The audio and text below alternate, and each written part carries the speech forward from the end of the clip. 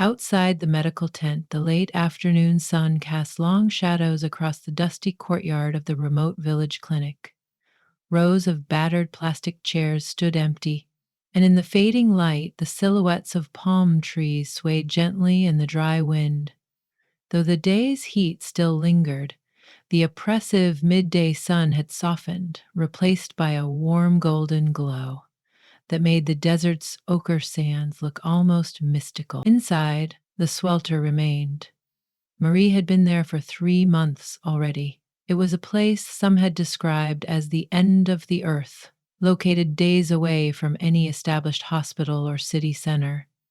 She hadn't had a day off in 6 weeks, working through lunches, nights, and her own fatigue, all for the sake of the patients who came clutching their children, advanced diseases, and the hope that someone might help. Being a nurse anywhere could be demanding, but out here she felt both the heaviness of responsibility and the peculiar exhilaration of purpose.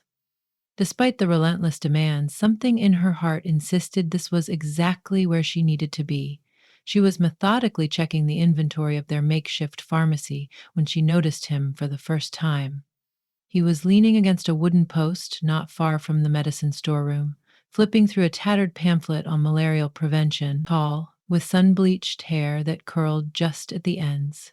His skin bore the golden tan of someone who had been outdoors for much of his life. A backpack lay at his feet, covered in patches from different countries. At first glance, Marie thought he must be a new volunteer. Fresh arrivals normally showed up in a flurry, carrying quick diagnoses of the clinic's shortfalls and suggestions for improvements. This man, however, was alone, a quiet presence. She cleared her throat. "Can I help you?" she asked. "Are you the nurse in charge here?" His voice was deep, with a gently teasing tone. Marie offered a tight smile, wary of exactly who she was dealing with. "I'm the only nurse here at the moment. Our staff is critically short. We had a volunteer doctor until last week, but he was reassigned." He extended his hand. "I'm James, a volunteer who's been sent to help however I can. I'm not a doctor, but I've worked in field service long enough to know my way around triage and basic procedures. They said I'd be helping you." Usually, new volunteers introduce themselves through official routes. Marie glanced around. The single bare light bulb in the storage tent flickered irregularly. Stifling heat pervaded the air, consequence of the season's unrelenting dryness. She reminded herself that there was no time for formalities in a place like this. Nodding, she shook his hand. "Welcome to the clinic, then. Let's see what we can do together." Their first day working side by side was chaotic. It was as if the entire village had agreed to show up in tandem. A mother arrived with her lethargic toddler, eyes sunken and feverish. An older man needed his bandages changed. A woman fought a respiratory infection with a stubborn cough. Through it all, James followed Marie's lead, quickly learning where to find supplies, how to register patients, and who needed immediate care. His presence was calm, reassuring. She noticed how he knelt at a patient's side, gently taking a child's tiny hand or speaking softly in their local dialect as best he could. After a few hours, sweat glistening on his brow, he paused to take a breath. He met Marie's gaze across the cramped hall, and they shared a fleeting moment of mutual respect. That evening, they sat near the clinic's entrance, exhausted but relieved. Darkness had fallen quickly, and the single generator powering their lights hummed in the background. Marie was sipping from a plastic cup filled with tepid water. James leaned back in a rickety chair, every muscle in his body appearing to ache. "I can't believe how busy this place is," he said, not bothering to mask the obvious fatigue in his voice. "I've been in a lot of countries, but this workload is something else." Marie allowed herself a small laugh. "It's endless, but that's why we do it. These people have nowhere else to go." He took a thoughtful pause. "So, what brought you here? I mean, this is more than a typical volunteer gig. You're dedicated." Her eyes flicked away for a moment, as though searching for hidden words in the darkness. "I lost a patient at my old hospital back in the city. Another nurse's shift had run late, and I was overseeing far too many patients in the ICU. Mistakes were made. I couldn't just go back to business as usual. I had to do something more meaningful, somewhere I could make a real difference. My supervisor told me about this place, and I jumped at the chance. James nodded slowly. The crickets and the surrounding brush seemed to echo through the quiet. Sorry to hear that, but I'm glad you're here. The locals, I've seen how they depend on you, how they trust you. She forced a small smile. It's not always easy, but it's work that I guess it heals parts of you, too. They lapsed into comfortable silence. A warm breeze drifted by, carrying the woodsy scent of burning firewood from a distant cooking fire. It felt as though, in that moment, the heavy demands of the clinic had softened, allowing space just large enough to breathe and to notice each other. The next morning started early. Roosters crowed well before dawn, and Marie, bleary eyed but determined, rose to begin preparing the exam rooms. Over the previous days, she had come to rely on James in small but significant ways, needing an extra pair of hands to rotate a patient, to hold a child's arm steady for an IV, or to help manage the line of people waiting outside. He always showed up right when she needed him, never complaining, even when the sun was at its fiercest or the cases were grim. As the hours and patients passed, Marie noticed subtle gestures. James would offer her the last bit of water in his canteen if hers had run out, or shoo her into the shade for a moment if she looked lightheaded from the heat. When anxiety coursed through her veins at the sight of another critical patient arriving, his steady gaze was there, reminding her they'd handle it together. That evening, just as the sun dipped below the horizon's line, Marie saw James out in the courtyard, kneeling beside a small herbal garden that a local woman had started behind the clinic. He was diligently watering the plants. She leaned in the doorway, arms folded, a curious smile lighting her features. "You haven't had any time off in 2 days, and here you are doing more work," she teased. He straightened, brushing the dust off his knees. "Gardening relaxes me. A local elder told me these plants are natural antiseptics. Figured we could use some more alternatives if the official supplies run low." She nodded, charmed and impressed.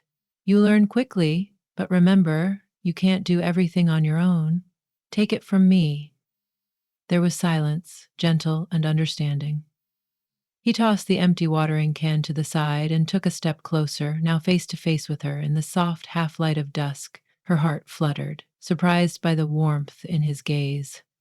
Part of her wanted to glance away, but she held his eyes, her pulse gradually slowing in an unexpectedly comforting rhythm. "I know you push yourself just as hard," he said softly. "We make a good team, don't we?"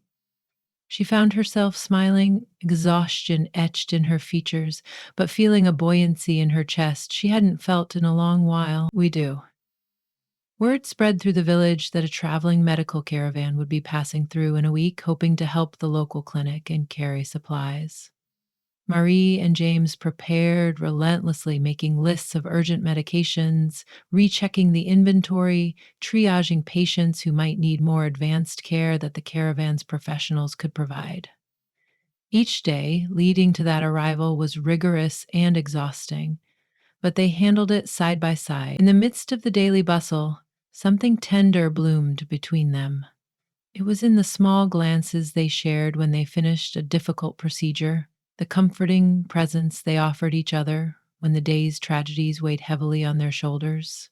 The brief touches, a gentle squeeze of the hand or a brush of shoulders, that reminded them they were not alone. During a rare quiet stretch one late afternoon, James asked Marie if she'd like to take a walk around the outskirts of the village. The clinic had enough supplies stocked for the rest of the day, and the waiting room was, miraculously, empty. She hesitated. A surge of unforeseen guilt crept up. Taking time for herself felt indulgent, but the invitation sparkled in her mind, sounding like a much-needed reprieve. They strolled beyond the main cluster of huts and dusty roads, following a faint path uphill. The setting sun painted the sky in streaks of pink, orange, and gold, as if the heavens were celebrating a triumph. Lizards scurried across rocks, and the occasional bleat of a goat punctuated the quiet. At the top of a small ridge, they paused, surveying the sprawling desert that stretched out before them. The wind whispered through sparse grasses, and for once it felt as though their environment was offering them gentle solace. They found a spot beneath a lone acacia tree, its branches sparse but capable of providing a hint of shade. James pulled out a small thermos of water. They sat quietly for a few moments, looking upon the village that was little more than a handful of flickering lights in the dusky twilight. "I saw you with that patient earlier," James said softly. "The little girl with the infected cut on her leg. You were so gentle with her, but I could see how worried you were." Marie rubbed the back of her neck, feeling the tension there. She had a fever last night, but the antibiotics seemed to be helping. "It's so hard sometimes. We have so few resources. I worry about her infection and if it'll return once she's home." His hand found hers, warm and comforting. "You're doing what you can, and so much more. Everyone here notices how hard you work." She closed her eyes, a lump forming in her throat. A dusty wind picked up, rustling the leaves above them. In that space, she felt something profound shift within her, a sense of being seen, of not carrying the burden alone. When she opened her eyes, she noticed how James was looking at her, not with pity, but with compassion and a kind of admiration. The air around them grew charged, and for a moment she considered closing the distance between them, letting whatever unspoken energy was brewing unfold. But a familiar voice carried on the wind from the village below, snapping them out of the spell. Duty called. They scrambled down the small ridge to find one of the village elders asking for them. A woman had gone into labor prematurely. Without wasting any time, Marie rushed to the makeshift maternity ward. James guided the panicked husband to a quieter corner to keep him out of the frantic bustle. Inside, Marie discovered that while the labor was severe, it was not impossible to manage. With practiced expertise, she guided the mother through the contractions, coaching her breathing. James, noticing the staff shortage, got supplies together, sanitized instruments, and readied warm blankets. It was a stressful birth, marred by repeated scares of fetal distress and the mother's dangerously high blood pressure. Pretty soon, every resource was thrown into the room. A few local midwives, James, and a local nurse's aide who had come from another clinic. Marie worked tirelessly, beads of sweat dripping down her brow. She stayed calm, offering encouragement and keeping the mother focused. After what felt like an eternity, a fragile cry shattered the tension, and Marie gently caught a tiny baby girl. When that first breath of life filled her lungs, an overwhelming relief and elation spread through the room. Marie handed the newborn to her mother, ensuring both were all right, then motioned for James as she checked the mother's vitals again. He stepped closer, placing a warm blanket over the mother's legs. Their eyes met in a private moment of triumph.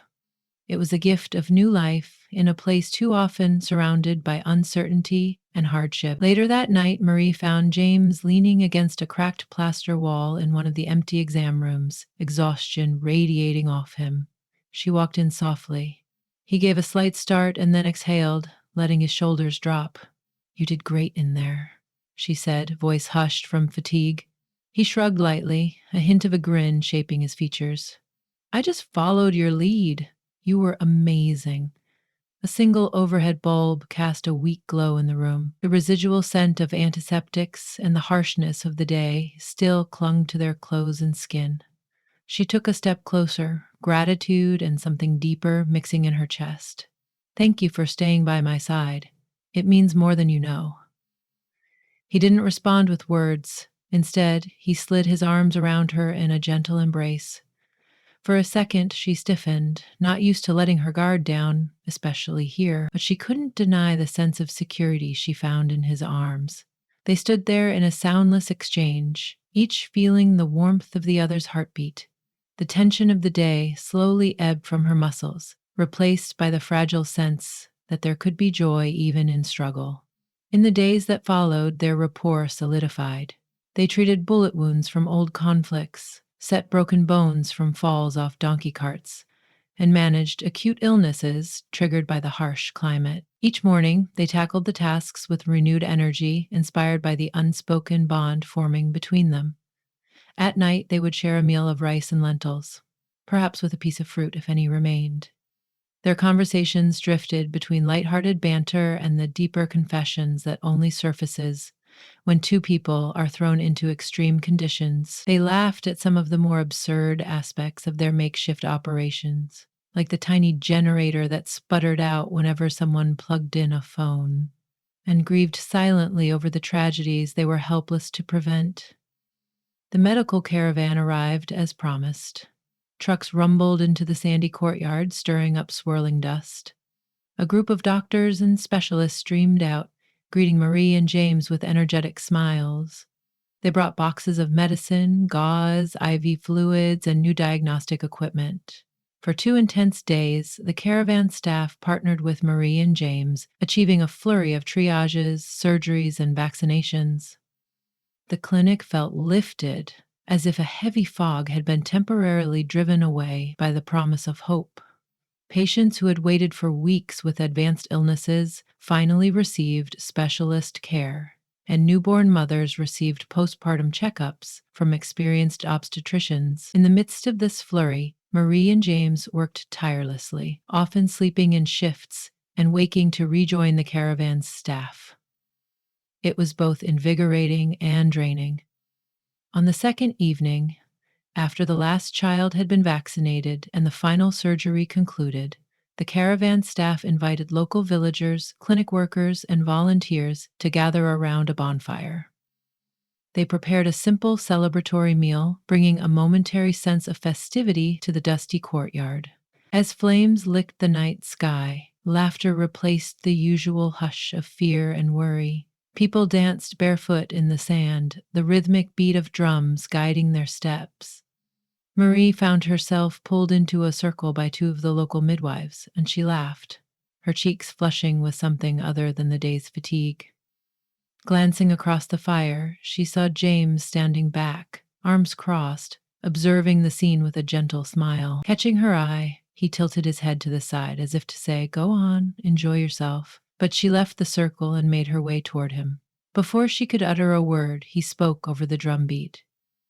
"You should be dancing with them." She shrugged playfully. "I would, but something tells me I'd have more fun dancing with you." A mischievous grin tugged at his lips. "I'm no dancer." "Me neither. Let's be bad at it. Together." He took her hand. They moved to the outer edge of the dancing crowd, stumbling a bit at first, but soon embracing the communal joy swirling around them. The music was lively, and their awkward steps quickly dissolved into laughter. The spectacle of them, the city nurse nursing her heartbreak in a far-flung clinic, and the wandering volunteer, weighed with countless experiences, swaying clumsily to drum beats, created a charm that was contagious. Others joined them, cheering and clapping. When the song ended, Marie cried out in delight, breathless. The crowd slowly dispersed to refill plates and cups. James tugged her gently aside near the clinic's corner where the glow of the fire merged with shadows. He brushed a stray strand of hair off her forehead and locked his gaze with hers. "So, you're having fun," he said, an undercurrent of tenderness in his voice. She nodded, cheeks flushed. "I am, surprisingly." He glanced out at the dancing embers rising from the bonfire, seeming to gather his thoughts. "I've traveled a lot," he said, voice softer now. "Met countless people, worked in places even more remote than this, but it never felt like home. I guess I was always searching for something or someone. Somehow, here, despite all the hardships, I feel a sense of belonging." A wave of emotion washed over her. His words greeted a longing she hadn't realized was inside her. "I feel it too," she managed softly, her throat tight. "I came here to atone for a mistake, to run away from my old life. But I never expected to find this sense of purpose or. Her voice faltered, uncertain how to conclude. But James closed the distance between them, his hand finding hers once again. In the luminous dance of firelight, they shared their first tentative kiss, a soft merging of breath and hope, laced with the promise of a future they could face together, no matter the obstacles. The medical caravan was scheduled to move on in the morning, and for a fleeting moment, the mood shifted from celebration to bittersweet goodbyes. The trucks were loaded again, supplies checked off lists.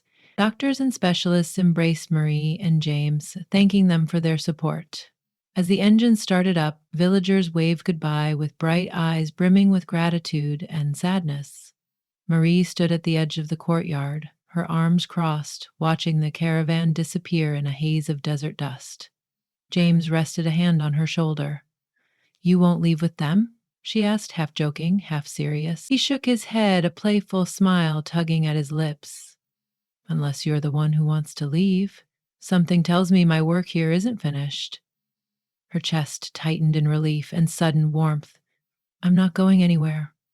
Not yet." He exhaled, his expression radiating a profound sense of peace.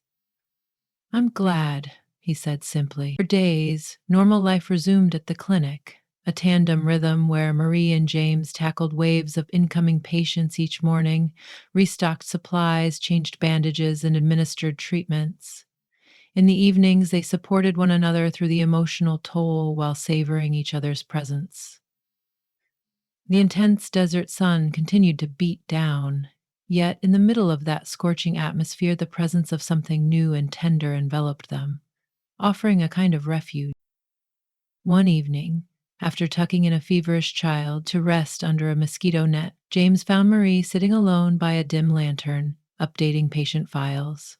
The corners of her eyes drooped with fatigue, and her hair had come loose from its usual neat bun. He brought her a cup of water, then settled beside her, close enough that his shoulder brushed hers. "How many more cases do we have today?" he asked softly. She thumbed through the final folder. "Just one more," she said, but she made no effort to move from her seat. He tucked away a loose wisp of her hair, tenderly grazing his hand along her cheek. "You need to rest, nurse." She tried to protest, a slight shake of her head, but the gesture lost its resolve. "Only if you sit with me a while longer." So they sat there in fragile silence, her head eventually coming to rest on his shoulder, as the desert night cloaked the clinic in warm darkness. Crickets sang in the distance, occasionally interrupted by a faint cough from a patient down the hall or the rustle of someone shifting in a cot. The swirl of responsibilities and regrets that had haunted Marie since she lost her patient back in the city began, for the first time, to recede, replaced by a sense of wholeness. James, the wanderer who had never stayed in one place long enough to call it home, found himself imagining a future that stretched beyond his typical short-term stints. Here, in a remote village under a star-laden sky, an unlikely sanctuary blossomed. The next day began with a surge of new arrivals, as if word had spread that fresh supplies were available at the clinic. The line outside snaked across the dusty courtyard, prompting Marie and James to skip breakfast. Together, they dove into the swirl, examining, diagnosing, and administering medicine. Throughout the day, the synergy of their teamwork flowed seamlessly. She'd prep the instrument tray, while he'd comfort a trembling patient. She'd bandage a wound, while he'd record meticulous notes on the patient chart. Sweat stained their uniforms, and exhaustion nibbled at the edges of their focus. But a sense of shared purpose kept them driven. At sundown, they stood by the door, watching the last patient wander home with a bandaged arm. Warm rays slanted through the dusty windows, encasing the clinic in a gentle amber glow. Marie and James exchanged weary smiles, relief mingled with pride in a job well done. A wave of unspoken understanding passed between them. He wiped a streak of dirt from his face. "I think we can call it a day." She loosened the stethoscope around her neck, letting it dangle between them. "We should probably give ourselves a day off at some point," he mused, though she knew there was little chance of that happening soon. "Well," he said, looking around at the near empty clinic, "let's at least step outside." Outside, the remnants of the sunset glimmered on the horizon, the sky now tinted with soft purple clouds. Walking side by side, they circled around to the back of the clinic, where a small cluster of flowering shrubs clung to life despite the dry climate. There, in that sliver of relative calm, James paused, reaching for Marie's hand.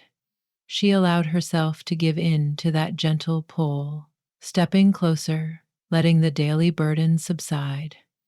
"It's not always going to be this peaceful," she reminded him, half smiling. He lowered his eyes, tracing the lines of her palm with his thumb. "It rarely is," he admitted, then drew a breath. "But it doesn't change how I feel about being here, about you." His gaze lifted, and emotion shimmered in his eyes. "I want to see this through with you, Marie, to keep working at your side if you'll have me." She swallowed, struck by the surge of emotion that bubbled within her. Memories of heartbreak and guilt flickered as she recalled the reasons she'd come here in the first place.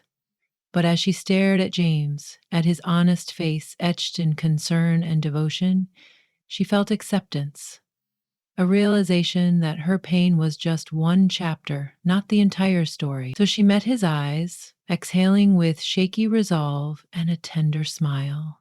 "I'd be honored," she whispered, voice nearly lost in the whisper of the evening breeze. Their lips met again, softly, affirming a promise that words were too clumsy to articulate.